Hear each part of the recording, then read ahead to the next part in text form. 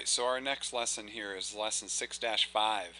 What kind of separates 6-5 from the rest of the stuff that you've been doing is most of the work you've been doing all the way up until this point has been simplifying radical expressions and simplifying rational expressions that have rational exponents. Now we're starting to get into the solving realm. Suppose we were trying to now solve for a variable. Okay. Two realizations that I've kind of come across as I've come across this instruction here. Number one, I am really a big fan of these lesson videos just for two reasons. I love the fact that I can give you a little bit more one-on-one support, so that way you can kind of work at your own pace, which will help for future Algebra 2 students when I'm making these, and they can just use these in future years. The second realization is because of the surgery and why I'm out here. I really dislike daytime television. There is nothing on. I am watching, let's see here, what is this? Let's Make a Deal. These people dress up in really ridiculous costumes and win prizes. I don't see why they need to wear the costumes to win prizes. But anyway, let's get to do some math here. Now, before we do all of this, I want to take you down a trip down memory lane here, okay? With these count them, four different problems here. Now, if we were looking at a problem like this, what is our primary goal if I asked you to solve that problem? You got it. You see it right there in blue. Your job was to solve for that blue x and isolate that blue x. And what was our first step?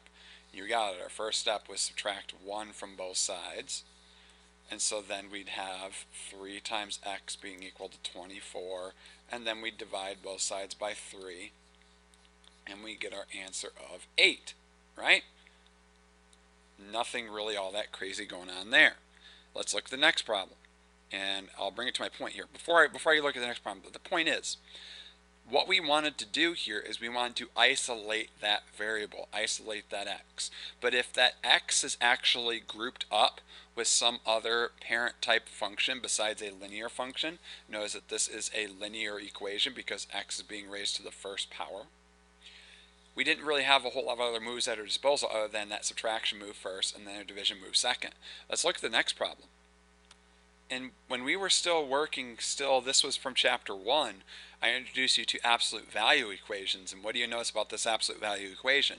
That I've kind of made it very obvious by the way I've chose my color choices here, is that do you see that the absolute value of x plus 1 is surrounded, if you will, on that left side of the equal sign by a multiplication of 3 and addition of 1. So when I taught you guys how to do these problems, wasn't in our first move, our objective was to isolate that absolute value first, so that way we can do our absolute value moves here. So wouldn't our first actual algebra move here still be the same from our previous problem? Our first move still would have been subtracting 1, and then we would have had 3 times the absolute value of x plus 1, and that would be equal to a 24. And then our next move would be dividing both sides by that 3 because that's still outside that absolute value. And then I'd have the absolute value of x plus 1 being equal to 8, just like the last answer had an answer of 8. But then here we'd be setting up that problem where we'd say, of course, x plus 1 could be 8 and x plus 1 could be negative 8, right? But the key point right here is this right here, is isolating that parent function of whatever type of work that we're doing in the grouping symbols with that x. Let's look at the next one. Probably at this point you're starting to get the idea of what I'm trying to get us to notice here, is that if we see x in a set of grouping symbols with some sort of an operation going on with it, it's our job to still worry about order of operations, because if we are still, please excusing my dear Aunt Sally, we would still look for this guy first above all else when we solve.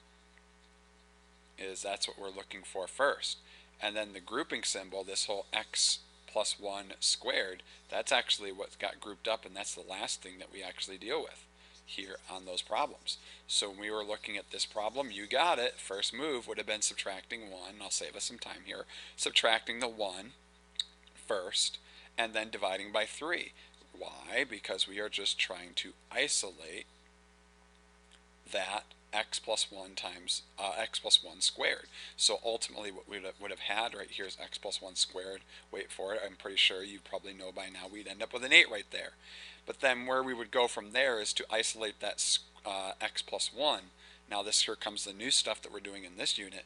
To isolate that square, we would have to take the square root of both sides, wouldn't we? And that would undo the square, leaving us with x plus 1.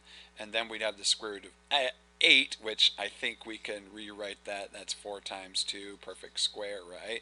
So we'd have 2 square roots of 2. But since we're solving, we'd have plus minus. And then we'd have our answer of -1 plus minus 2 square roots of 2. Just like any quadratic formula problem would have given us. Okay? Now let's flash ahead and look at this last problem here that we have not looked at yet.